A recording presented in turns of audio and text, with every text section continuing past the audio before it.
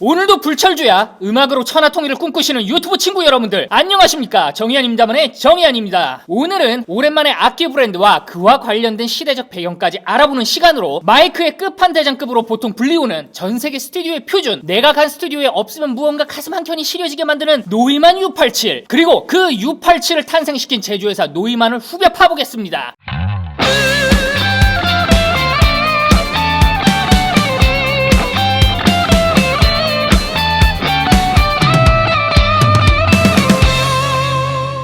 성능도 가격도 끝판대장급이고, 물론 U87보다 더 비싼 마이크도 있긴 하지만 전세계 어느 스튜디오를 가도 언제나 수줍게 자리를 차지하고 있는 스튜디오 업계의 표준이자 터줏대감 같은 모델이 노이만의 U87 되겠습니다. 노이만이라는 회사는 독일 베를린에서 1928년 게오르그 너이만이라는 발명가에 의해서 창립된 회사예요. 독일어 발음으로는 Georg Neumann. Georg Neumann. 일 텐데 제가 독일어는 대충 배워놔서 제가 발음을 하지는 못하겠어요. 그냥 저나 여러분의 편의상 게오르그 노이만이라고 한국식으로 발음을 할게요. 이 할배가 노이만이라는 회사의 창업과 함께 무엇을 만드신 분이냐면, 여러분들이나 저나 없으면 못 사는 외장 배터리 중에서도 보통 충전재로 많이 사용하는 니켈 카드뮴 배터리를 발명하신 것은 아니고, 니켈 카드뮴 배터리의 발명은 스웨덴에서 처음 만들었어요. 하지만 폭발성 때문에 상용화가 불가능해서 1899년에 발명은 되었으나 이걸 뭐 어디에 갖다 써? 사람 죽일 일이 있어? 라며 홀대와 무시를 받던 발명은 했는데 왜 쓰지를 못하니? 같은 기술이었는데, 독일의 노이만 할배가 뭐 어떻게 요래조래 하워드 스타크를 불렀는지 캡틴 아메리카를 불렀는지 어쩌고 해서 상용화에 성공시켰기 때문에 여러분들이 지금 안전하게 충전지를 사용할 수 있는 거예요. 이번 설날에 노이만 할배 제사상도 같이 차려드려야겠어요. 1928년에 세계 최초의 대량 생산이 가능한 컨덴서 마이크를 발명하시면서 본인 이름의 회사 노이만을 설립하셨는데, 이 할배가 뭐 갑자기 어느 날 마이크에 꽂혀가지고 발명하신 것은 아니었어요. 지금도 그렇지만 독일은 직업훈련 학교가 굉장히 잘 되어 있죠. 마이스트로라고 불리우는 기술자를 국가적으로 양성하는 제도가 아주 잘 되어 있어요. 노이만 할배도 마이스터 제도로 케이블을 만드는 회사에 입사를 했었는데, 그때 유젠 라이스라는 선배를 만나게 됩니다. 이 사람은 뭔가 야망이 넘쳤던 직장 상사였는지 본인의 회사를 창업해서 뛰쳐나가 버려요. 그리고 그때 노이만 할배를 데려가죠. 이래서 첫 직장 때 만나는 첫 상사가 중요한 거예요, 여러분. 당시까지 마이크라고 불리우는 물건은 탄소 마이크라고 해서 탄소 가루를 그래듈화해서 어렵죠. 대표적인 그래듈이 여러분들이 많이 드시는 믹스커피의 커피가루, 그걸 바로 그래듈이라고 하는데 나달 기법이라고도 하죠. 굉장히 얇은 가루를 덩어리로 굳혀서 분자와 분자 사이에 틈새를 많이 만든 다음에 그 틈새 사이로 무언가를 쉽게 지나가게끔 하는 게 그래듈 공법이에요. 믹스커피의 커피 그래듈은 뜨거운 물을 쉽게 지나가게끔 하는 것이고, 탄소 마이크는 소리를 쉽게 지나가는 것을 예상하고 그래듈화한 것이겠죠. 소리가 지닌 압력값이 탄소 그래듈 사이로 파고들게 해서 전기 저항값을 발생시키는 것, 이런 방식이 1920년까지의 마이크였어요. 1차, 2차 대전을 배경으로 한 전쟁 영화를 보면은 자주 나오는 무전기가 바로 이 탄소 마이크예요. TMI로 탄소 마이크의 발명가는 모두 잘 아는 에디슨이에요. 하지만 탄소 그래듈을 지나가게끔 해서 전기 신호로 바꾸는 방식은 치명적인 단점이 있었는데 바로 음질이 지랄맞게 안 좋았어요. 얼핏 생각을 해보아도 얇은 막을 소리의 압력값에 따라서 떨리게 하는 요즘의 마이크와 탄소 가루 덩어리로 소리가 지나가게 하는 것과 확연히 차이가 나는 것이 당연하겠죠.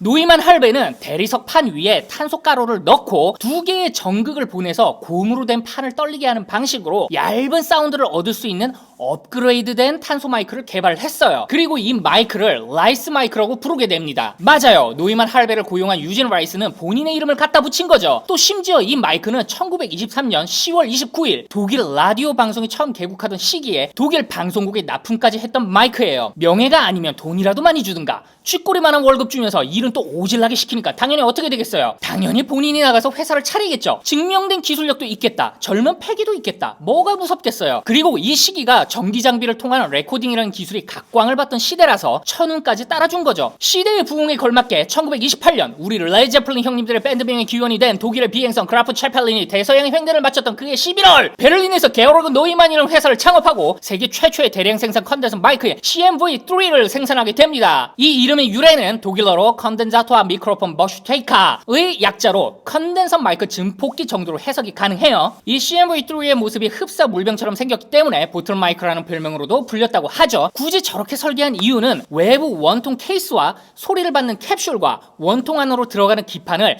각각 따로 제조를 해서 3단계의 조립만 하면 되게끔, 그로 인해서 제조 시간 단축을 통한 대량 생산화를 쉽게 하기 위한 노림수였다고 해요. 길이 40cm에 무게가 무려 3kg, 이런 어마무시한 크기와 무게임에도 불구하고 적수가 없는 뛰어난 성능에 이 마이크는 엄청난 히트를 뛰어넘어서 독일의 모든 방송국을 싸잡아 먹어버림과 동시에 그리고 계속된 업그레이드로 더욱 좋아지는 음질 덤이었죠. 하지만 1930년 9월이 다가옵니다. 이 영상이 나중에 노딱 붙여질 큰 이유 중에 하나이지만 어쩌겠나요. 아직 수익 창출되려면 멀고 먼 길을 걸어야 하는데 노딱 좀 붙게 도와주세요. 구독 좀 눌러주시고 나중에 노딱 붙어서 내 일할 줄 알았다 할 수 있게 도와주세요. 아무튼 1930년 9월 독일의 나치당이 미국발 세계 대공황에 힘입어서 집권을 하게 됩니다. 그리고 이름을 말하면 안 된다고 하면서 후반부로 갈수록 개나 소나 이름을 씹으려 되는 해리포터의 볼드모트 같은 그 녀석이 씹으려 제꼈던 마이크의 납품업체는 당연히도 당시 독일의 마이크 표준이었던 노이만이었죠. 뭐 대충 이렇고 이랬고, 심지어 조선에 대한 수탈과 핍박에 극도로 치달았던 독일, 이탈리아, 일본 3국 동맹 시에도 노이만의 CMV3가 쪼롬이 보이죠. 이런 이유로 유럽 쪽에서는 CMV3를 히틀러 보틀이라고 비아냥대기도 해요. 그리고 이 시기 때 독일의 국영기업인 그 유명한 텔레푼켄의 로고를 받고 전세계 수출을 하게 됩니다. 그래서 노이만이 독자적인 수출 노선을 구축했던 1950년대까지 이 시기의 수출용 CMV3는 텔레푼켄 로고를 받고 독일 내수용에만 노이만 로고가 박혀져 있어요. 우리 회사 마이크라 부르지 못하고 같은 호부호영 시기였던 거죠. 전쟁이 일어나서 나라님들이 달라는데 일개 기업 경영자가 뭘 어쩌겠어요. 자국민조차 국가한테 다 털리는 수밖에 없죠. 1943년 11월 2차 세계대전이 막바지에 접어든 때에 베를린 공습이 시작되면서 노이만 공장 또한 폭격을 받고 불타 없어져요. 그래서 튜링겐에 위치한 게펠이라는 작은 소도시로 이동을 해서 마이크 제작을 계속하게 되지만 2차 대전이 끝나면서 튜링겐 지역이 소비에트 연방, 그러니까 소련의 지역으로 넘어가면서 동독 지역이 돼요. 튜링겐의 게펠?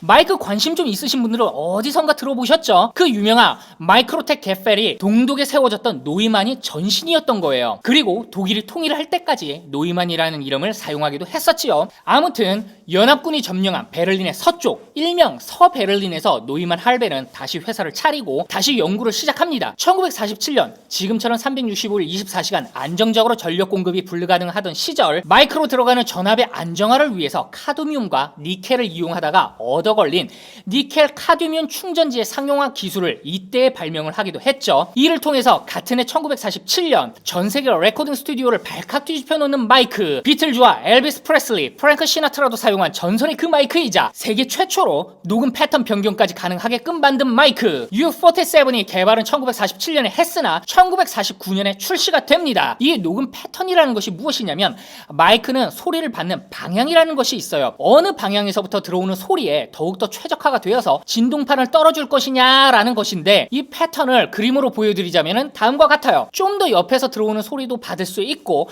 아예 정면에서 오는 소리만 받을 수가 있고, 뒤에서 오는 소리까지 받을 수 있다는 것이 패턴이에요. 이 당시까지의 모든 마이크는 최초로 설계된 한 방향에서의 수음만 가능했어요. 하지만 U47은 하나의 마이크로 여러 개의 수음 패턴이 변경을 가능하게끔 했는데, 패턴 변경에 필수적으로 필요한 기술이 바로 전압의 안정화였던 거죠.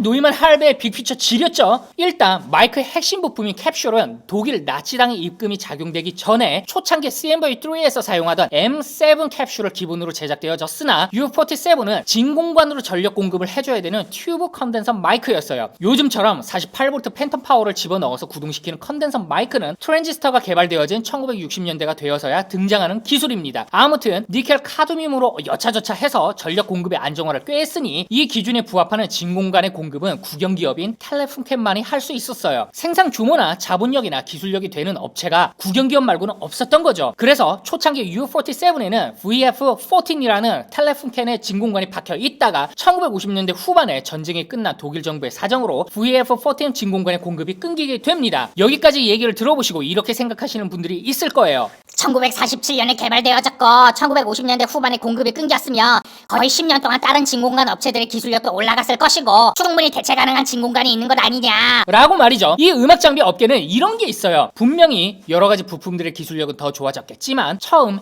해당 장비를 설계할 당시의 부품이어야 설계자가 의도한 소리가 나오는 것이고, 설계자가 처음에 의도한 소리를 얻기 위해서 해당 장비를 구입한 것이기 때문에 부품 또한 설계 당시와 동일해야 한다라는 것이 있어요. 만약 처음 설계한 대로의 부품 공급이 안 되어서 설계한 대로의 소리가 안 나온다면 그 장비는 환경과 조건의 변수가 생겨버리는 거잖아요. 이것은 비단 음악 장비뿐만 아니고 모든 대량 생산 제조업의 기본이에요. 아무튼 U47에 들어가던 텔레프켄 진공관의 공급이 끝난 시점에 노이만 회사는 새로운 후계 모델을 개발해야 했어요. 당시에는 락앤롤이라는 장르가 전 세계적으로 히트를 치던 시기였고, 그렇기 때문에 마이크 가까이에서 크게 소리를 치며 녹음을 하는 것이 유행이기도 했죠. 이런 시대적 특성에 맞게 새로운 캡슐을 달고 나온 것이 U67이었어요. 그리고 1965년 당시를 뜨겁게 달구었던 트랜지스터의 열풍에 발맞추어서 U67의 트랜지스터 버전인 U77을 내놓았으나, 그렇다고 지금 우리가 흔히 쓰는 팬텀 파워는 아니었고, 당시 나그라 테일러 레코더에서 개발되어 사용 중이었던 12V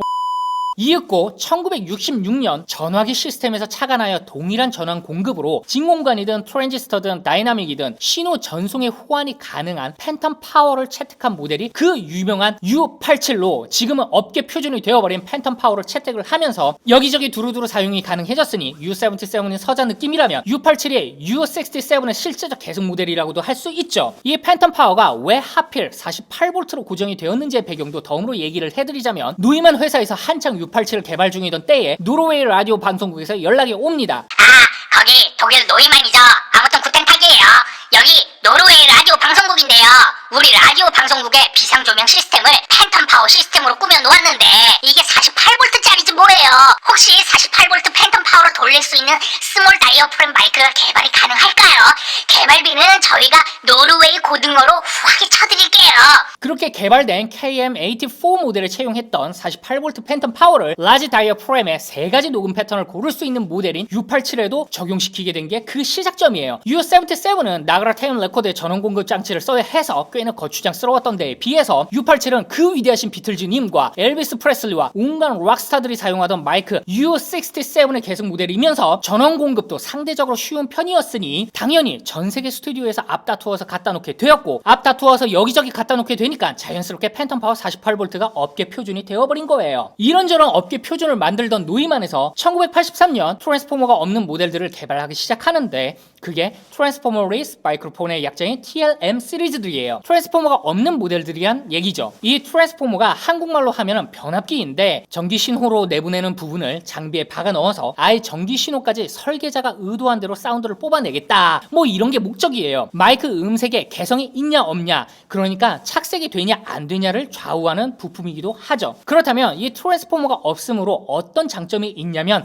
일단 가격이 싸져요. 그리고 사운드 메이킹에 있어서 엔지니어나 다루는 사람의 역량과 구동하는 장비에 따라서 천차만별로 움직여줘요. 단점은 방금 장점으로 말한 것이 단점도 되는데, 사운드 메이킹에 있어서 노하우나 레퍼런스가 없는 사람이 다루거나 마이크만 TLM이고 다른 물려서 구동하는 장비가 그저 그런 경우 그것까지 그대로 반영을 해서 정직하게 소리가 나온다는 것이 단점이에요. U87이나 U67처럼 트랜스포머가 내장된 마이크는 마이크가 낼 수 있는 기본적인 색채라던가 개성이 물려서 쓰는 다른 장비바를 잘 안 타거든요. 이건 나중에 마이크 구매하실 때에 한번 생각해보시고 구매를 해보세요. U87이랑 똑같은 캡슐을 썼다고 TLM 103 덜컥 샀다가 개짱난 케이스 많이 봤거든요. 노이만 회사가 바보가 아닌 이상해야 똑같은 소리를 내는데 가격 차이를 5배로 했겠어요. 1991년 노이만 회사는 제나이저에 인수되면서 본사는 그대로 베를린에 있지만 생산 공장은 제나이저의 본사가 있는 위덴마크로 옮기게 되면서 지금까지 오고 있습니다. 이상 마이크의 끝판대장이자 마이크의 표준을 제시한 노이만 브랜드에 대해서 알아보았는데요. 유익했다면 구독과 좋아요 한 번씩 부탁드리겠습니다. 다음번에는 더욱 재미있는 브랜드의 역사와 시대적 배경에 대해서 알아보도록 하겠습니다. 지금까지 정의현입니다만의 정의현이었습니다. 감사합니다.